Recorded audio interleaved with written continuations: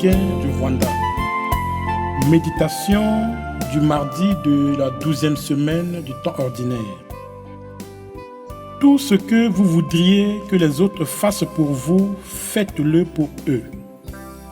Frères et sœurs, deux enseignements retiennent notre attention dans l'évangile de ce jour.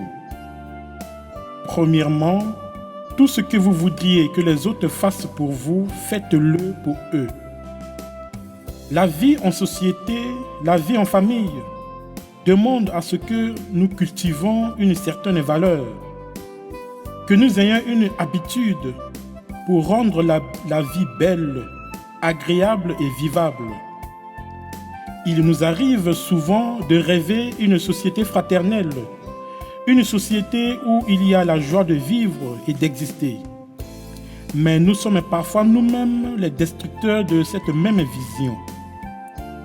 Aujourd'hui, la parole de Dieu nous appelle à rendre la vie aussi belle que nous pouvons, à donner le meilleur de nous-mêmes. Qu'est-ce que nous voulons que les autres fassent pour nous?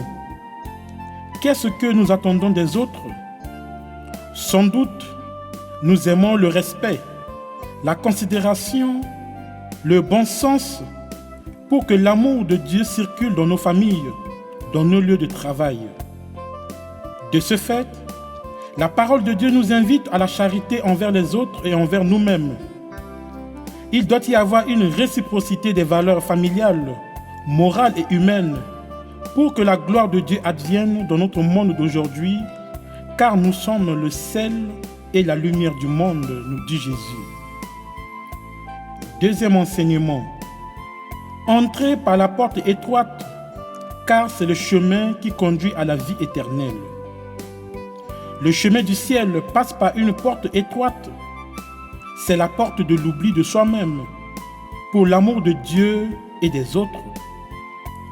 Voilà ce qui est extrêmement difficile dans une société comme la nôtre, où l'orgueil, le paraître passe en premier. La porte du ciel est étroite, car il y a beaucoup d'exigences pour y entrer.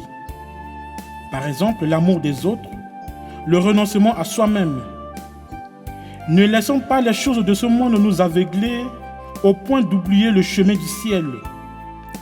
Efforçons-nous de suivre les instructions, les recommandations de Jésus afin d'être parmi ses élus. Car pour vivre avec Dieu et entrer par sa porte, il nous faut un renoncement, un oubli des choses mondaines de ce monde.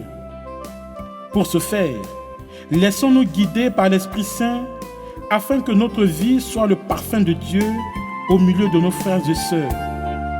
Que le Seigneur nous donne la grâce d'être compris parmi ses élus.